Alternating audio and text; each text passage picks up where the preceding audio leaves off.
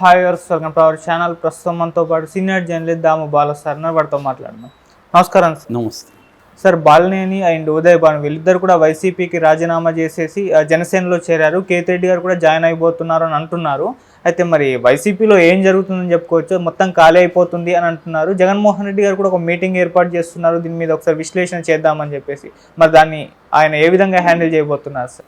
జగన్కి తీవ్రమైన ప్రతికూల పవనాలు వాళ్ళ పార్టీలోనే వీస్తున్నాయి. బయట పక్కన పెడితే నిజానికి బయట చంద్రబాబు జగన్ని వేధించాలనుకున్న స్థాయిలో ఏమీ వేధించట్లేదు ఆ స్థాయిలో.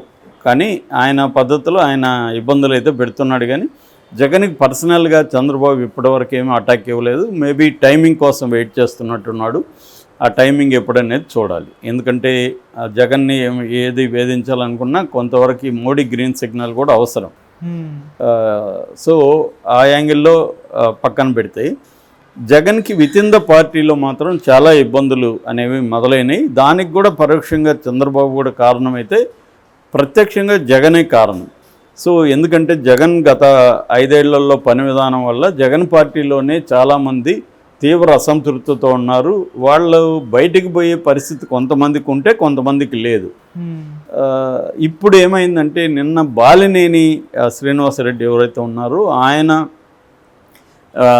పార్టీకి రిజైన్ చేసేసి వెళ్ళిపోయాడు. అట్లాగే జగ్గయ్యపేట మాజీ ఎమ్మెల్యే సామినేని ఉదయ్ భాను ఆయన కూడా నిన్న వెళ్ళి మన ఎవరు పవన్ కళ్యాణ్తో కలిశారు వీళ్ళిద్దరూ. సో కలిసిన తర్వాత వాళ్ళిద్దరు కూడా ఏం చెప్పారంటే మేము వైసీపీలో ఉండలేకపోయినాము, వచ్చేసామని చెప్పారు. ముఖ్యంగా బాలినేని చాలా మాట్లాడారు. తను వైఎస్ఆర్ బంధువు, వైఎస్ఆర్ కోసమే నేను జగన్ పార్టీలో కూడా ఉన్నాను. బట్ నాకు ఎప్పుడూ కూడా జగన్ గౌరవమే లేదు. నేను చాలాసార్లు ఏడ్చేడ్చి నాకు కన్నీళ్ళు ఇంకిపోయాను కూడా చెప్పాడు.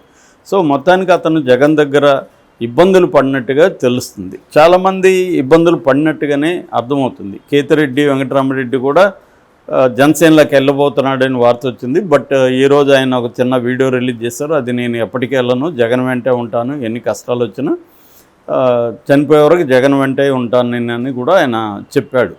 సో అలా చెప్పిన వాళ్ళు కూడా వెళ్ళరని గ్యారంటీ లేదు. బట్ ఈ రోజుకి ఆయన అలా చెప్పాడు కేతిరెడ్డి ఓపెన్గానే జగన్ మీద విమర్శలు కూడా పెట్టాడు. ఏంటంటే జగన్ ఒక కోటరీలో ఉండిపోయాడు.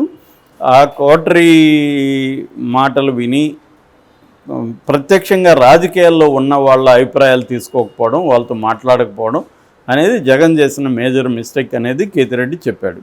దానివల్ల ప్రజల్లో వ్యతిరేకత వచ్చిందనేది కేతిరెడ్డి అనాలిసిస్. అది వాస్తవం కూడా. అందరూ కూడా ఇప్పుడు వైసీపీలో ఇదే విషయాన్ని చెబుతున్నారు. బట్ ఇప్పటికీ జగన్ మారలేదు అంటున్నాడు. ఇప్పటికీ సజ్జల కావచ్చు, మిగతా కోటరీ ఎవరు ఉన్నారో వాళ్ళతోనే కంటిన్యూ అవుతున్నాడు.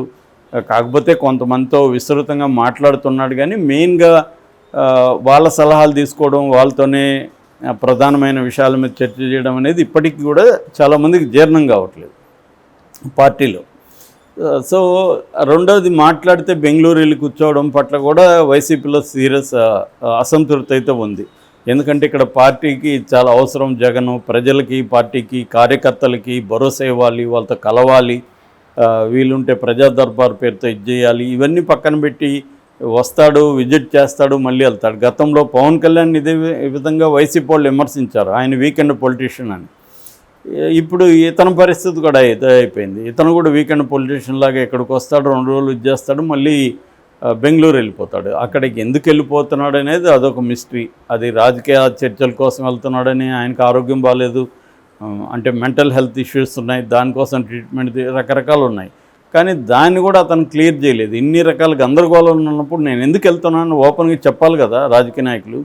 అది కూడా చెప్పట్లే. అంటే ఈ ట్రాన్స్పరెన్సీ ప్రజలతో ప్రత్యక్షంగా ఓపెన్గా ఉండకపోవడం, దీనివల్ల జగన్ చుట్టూ నెగిటివ్ నెరేటివ్స్ అనేవి ఇప్పటికి వెళ్తున్నాయి. ఈ కాంటెక్స్ట్లో ఇప్పుడు బాలినేని వెళ్ళిపోయాడు, సామినేని ఉదయ్ వెళ్ళిపోయాడు, కేతిరెడ్డి వెళ్తాడు అంటున్నారు, ఆయన అయితే వెళ్ళనన్నాడు. అట్లాగే దర్శి మాజీ ఎమ్మెల్యే వేణుగోపాల్, మద్దిశెట్టి వేణుగోపాల్ ఆయన వెళ్ళిపోబోతున్నాడు. పిఠాపురం మాజీ ఎమ్మెల్యే పెండెం దొరబాబు ఆయన ఎప్పుడో జనసేనలోకి వెళ్ళబోతున్నాడు అనేది ఎలక్షన్ ముందు కూడా వచ్చింది, కానీ ఆయన వెళ్ళలేదు. సో ఇలాగా చాలామంది అయితే వెళ్తున్నారు. అయితే వీళ్ళు ఎందుకు తెలుగుదేశంలోకి కదా వెళ్ళాలి? ఎందుకంటే మెయిన్ పవర్ తెలుగుదేశంలో ఉంది. జనసేనలో పెద్ద పవర్ ఏం లేదు. పవన్ కళ్యాణ్కి ఇంకొక ఇద్దరికి మంత్రులు ఇచ్చారు, కానీ పెద్దగా వాళ్ళకి పవర్ఫుల్ మంత్రిత్వ శాఖలు లేవు. వాళ్ళ పెద్ద పవన్ కళ్యాణ్కి దిక్కు లేదు అక్కడ. పవన్ కళ్యాణే 5 ఏళ్ళు అన్ని మూసుకుని కూర్చుందామని డిసైడ్ అయిపోయాడు. ఆయన చంద్రబాబుని పొగడ్డానికి తప్ప ఆయనకి వేరే నోరే లేదు. అలాంటప్పుడు వీళ్ళు చేరి జనసేనలో ఏం సాధిస్తారు అన్న ప్రశ్న ఇప్పుడు అందరికీ వస్తుంది. సో దీనికి 2 కారణాలు. ఒకటి, తెలుగుదేశంలో చేరడానికి తెలుగుదేశం కేడరే ఒప్పు. ఫర్ ఎగ్జాంపుల్ బాలినేని ఉన్నాడు. బాలినేని మీద ఆల్రెడీ ప్రకాశం జిల్లా తెలుగుదేశం ఇన్ఛార్జి రియాజ్ రిటర్న్గా కంప్లైంట్ ఇచ్చాడు చంద్రబాబుకి. ఈ మధ్య అతని అరాచకాల మీద రిటర్న్గా చంద్రబాబు కంప్లైంట్ ఇచ్చాడు. అట్లాగే అతనికి పోటీగా నిలబడి గెలిచిన దామచర్ల జనార్దన్ కూడా చాలా సీరియస్ అలిగేషన్స్ బాలినేని మీద చేశాడు. సో ఇప్పుడు సడన్గా బాలినేని తెలుగుదేశంలోకి వెళ్తే రెడ్ కార్పెట్ పరిచి అతన్ని తీసుకునే పరిస్థితి తెలుగుదేశానికి లేదు. ఎందుకంటే బలమైన నాయకులు అతనికి వ్యతిరేకంగా తెలుగుదేశంలో ఉన్నవాళ్ళు, అతని వల్ల బాధలు పడినోళ్ళు గట్టిగా ఉన్నారు కాబట్టి వాళ్ళు రానివ్వరు. కాబట్టి తనకి తెలుగుదేశంలో వెళ్ళే పరిస్థితి లేదు. పోనీ కాంగ్రెస్లోకి వెళ్ళొచ్చు, ఎందుకు జనసేనలోకి వెళ్ళాడు? చాలామంది వైసీపీ వాళ్ళు ఇదే బాధపడుతున్నారు. పోయి జనసేనలోకి ఎందుకు వెళ్ళావు? అక్కడ నేను ఎవడు పట్టించుకోడు. పవన్ కళ్యాణ్ 2వ అపాయింట్మెంట్ ఇవ్వడు. నువ్వు మంగళగిరి వెళ్తే నువ్వు ఒక చైర్ కూడా కారులో తీసుకెళ్ళు, ఎందుకంటే నీకు అక్కడ చైర్ కూడా ఎవడు వేయడు, ఖాళీలు ఉండవు చైర్లు అక్కడ. నిన్ను ఎవడు లేచి సార్ ఇక్కడ కూర్చోనని అనేవాడు ఎవడు ఉండడు. నీ చైర్ నువ్వే వెళ్ళి తీసుకెళ్ళి కూర్చోవాలి. అలాంటి పరిస్థితి ఉందని కూడా చెప్తున్నారు. అదన్నీ ఆయనకు తెలియదా? మరి ఎందుకు జనసేనలో చేరాడు? ఉదయ్ భాను ఎందుకు జనసేనలో చేరాడు? మిగతా వాళ్ళు కూడా ఆళ్ళ నాని కావచ్చు, జోగి రమేష్ లాంటి వాళ్ళు కూడా వెళ్ళిపోయే అవకాశం ఉంది. వాళ్ళు కూడా మ్యాక్సిమం జనసేనలోకి వెళ్ళాలని అనుకుంటున్నారు. ఎందుకు అంటే తెలుగుదేశంలో చేరడానికేమో తెలుగుదేశంలో బలమైన నాయకత్వం ఆయా ప్రాంతాల్లో ఉండడం వల్ల వైసీపీ నుంచి తెలుగుదేశంలోకి రావడాన్ని వాళ్ళు గట్టిగా వ్యతిరేకిస్తారు. మనం పోతుల సునీత విషయం చూసాం. ఎమ్మెల్సీకి రిజైన్ చేసింది, వైసీపీ పార్టీకి రిజైన్ చేసింది, తెలుగుదేశంలో చేరి ఎమ్మెల్సీ కావాలనుకుంది. కానీ అక్కడున్న తెలుగుదేశం నాయకులు ధర్నాలు రాస్తారోకలు చేసి ఆ అమ్మాయిని అడ్డుకున్నారు. అదే పరిస్థితి రాష్ట్రం అంతా కూడా ఉంది. ఎందుకంటే ఈ 5 ఏళ్ళు వైసీపీ అరాచకాలకు వీళ్ళందరూ బలయ్యారు. సో వాళ్ళ వల్ల వీళ్ళు అనేక బాధలు పడ్డారు. ఇప్పుడు వచ్చి వాళ్ళు పార్టీలకు వచ్చి వాళ్ళకి పదవులు చంద్రబాబు ఇస్తే వీళ్ళందరూ గమ్మున ఉంటారు కదా. అందువల్ల రెండోది చంద్రబాబుకి ఏం అవసరం లేదు వాళ్ళని, వైసీపీని వీక్ చేయాలనేది తప్ప చంద్రబాబు టార్గెట్ తన పార్టీలకు వాళ్ళు రావాలనేది చంద్రబాబుకు కూడా లేదు. వైసీపీ వీక్ అయితే చాలు చంద్రబాబుకి.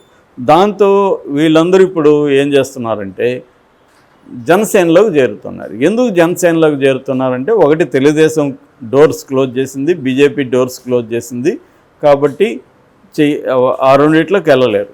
కాంగ్రెస్లోకి వెళ్ళారనుకో వీళ్ళ మీద ఆల్రెడీ కేసులు ఉన్నాయి, వీళ్ళ మీద ఆల్రెడీ వేధింపులు ఉన్నాయి. చంద్రబాబు ఊరుకోడు కాంగ్రెస్లో ఉన్నా. కాబట్టి జనసేనలో వచ్చారనుకో ముందు కేసులు ఎత్తేస్తారు, ఉన్నా కూడా అవి సైలెంట్ అయిపోతాయి. తర్వాత కక్ష సాధింపు ఉండదు, వీళ్ళ ఆస్తుల మీద ఇంకో దాని మీద కక్ష సాధింపులు ఉండదు. అంటే మాకేమీ కొత్తగా అదనంగా ప్రయోజనం రాకపోయినా పర్లేదు, మమ్మల్ని అరెస్ట్ చేయకుండా ఉంటే ఈ 5 ఏళ్ళు చాలు అని ఒక తలదాచుకునే శిబిరంలాగా జనసేనని వీళ్ళు భావిస్తున్నారు. పోయి ఆడ మనకి వర్షం వస్తేనో ఇంకొకటి వస్తేనో తలదాచుకుంటాం కదా ఎక్కడ, అట్లాగే ఇది జనసేన అనేది వాళ్ళకి తలదాచుకుంటున్నారు. ముందు అసలు వాళ్ళని వాళ్ళు కాపాడుకుంటున్నారు. మళ్ళీ ఎవరు అధికారంలోకి వస్తే ఈ బ్యాచ్ అంత మళ్ళీ అటు జంప్ అవుతారు, నో డౌట్. ఇప్పుడున్న రాజకీయాలు అదే పరిస్థితి. సో ఇక్కడ కూడా ఇప్పుడు మనం చూస్తే బీఆర్ఎస్లో కూడా చాలామంది అన్కండిషనల్గా మేము చేరుతామని మన రేవంత్ రెడ్డికి సిగ్నల్స్ పంపిస్తున్నారు. ఎందుకు? సేమ్ కారణం, కేసులు ఉండవు, 5 ఏళ్ళు మనం ప్రశాంతంగా ఉండొచ్చు, తర్వాత చూసుకుందాం. సో ఇది అందరి పరిస్థితి అదే. జనసేనకి ఎందుకు చేర్చుకుంటుందంటే, ఒకటి వైసీపీ వీక్ అవుతుంది, 2 ఉంటే ఉంటారు, వాళ్ళు ఉన్నా లేకపోయినా మనకు పెద్దగా ఒరిగేదేం లేదు, ఉన్నీలే అని వాళ్ళు అనుకుంటున్నారు. సో జనసేనకైనా తెలుగుదేశానికైనా టార్గెట్ ఏంటి? వైసీపీని బలహీనం చేయడం. ఇప్పుడు జగన్ అత్యవసర సమావేశాలు పెట్టుకున్నాడు, కానీ ఇప్పటికిప్పుడు జగన్ పెట్టుకొని ఏం చేస్తాడు? మిగతా వీళ్ళు ఎందుకు వెళ్ళారు అనేది ఆయనకి తెలుసు, ఎందుకు వెళ్ళారో. తర్వాత ఎవరెవరు వెళ్ళబోతున్నారో తెలుసు, వాళ్ళని ఆపడానికి ట్రై చేస్తాడు. కానీ రేపొద్దున వాళ్ళు గతంలో నువ్వు మాకు 5 ఏళ్ళు అధికారంలో ఉన్నప్పుడు మాకేం ఒరగబెట్టావు అనుకుంటారు. నిజానికి ఈయన బాలినేనికి మంత్రి పదవి 2.5 ఏళ్ళు ఇచ్చాడు జగన్. అయినా కృతజ్ఞత ఏముంటుంది? ఇవాళ ఎవడి స్కిన్ వాడు చూసుకోవాలి. రెండోది, ఇతనికి వైసీపీ వాళ్ళు ఇప్పుడు విమర్శిస్తున్నారు. ఆ విమర్శలు బట్టి ఏంటంటే ఇతనికి ఏవో కొన్ని బ్యాడ్ హ్యాబిట్స్ ఉన్నాయి. అంటే దాని ఏమంటారు, క్యాసినోలో డబ్బులు పోగొట్టుకున్నాడు శ్రీలంకలో పెద్ద ఎత్తున. అట్లా గుర్ర పందాలు ఉన్నాయి. అందువల్ల ఇతనికి డబ్బులు అవసరం ఉంది కాబట్టి వైసీపీలో ఉంటే ఇబ్బందులు కాబట్టి అటు జంప్ అయ్యాడు అనేది వాళ్ళు అంటున్నారు. ఏ కారణాల వల్ల అయినా కావచ్చు, కానీ మొత్తానికి వైసీపీ ఖాళీ అయితే మాత్రం జగన్కి ఇబ్బంది. అక్కడే లీడర్షిప్ అనేది తెలుస్తుంది. నీకు కొత్త లీడర్షిప్ నువ్వు క్రియేట్ చేసుకోవాలి, ఉద్యమాలు చేయాలి. మళ్ళీ నీకు అధికారం వస్తుంది అనుకుంటే మళ్ళీ వీళ్ళందరూ వస్తారు. సో లీడర్ ఎప్పుడైనా ఫైనల్గా లీడర్ని చూసే ఓట్లు వేస్తారు, లీడర్ని చూసే ఓడిస్తారు, లీడర్ని చూసే గెలిపిస్తారు ప్రాంతీయ పార్టీల్లో. కాబట్టి వీళ్ళు వెళ్ళినంత మాత్రాన నిజంగా లీడర్షిప్ క్వాలిటీస్ జగన్లో ఉంటే జగన్ మళ్ళీ పార్టీని నిలబెట్టుకోగలుగుతాడు. వీళ్ళు మళ్ళీ అటు జంప్ అయితే అవుతారు. కాబట్టి ఇక్కడ జగన్కి ఇది ఒక టెస్ట్ లాగా అనుకోవచ్చు. దీన్ని ఎలా డీల్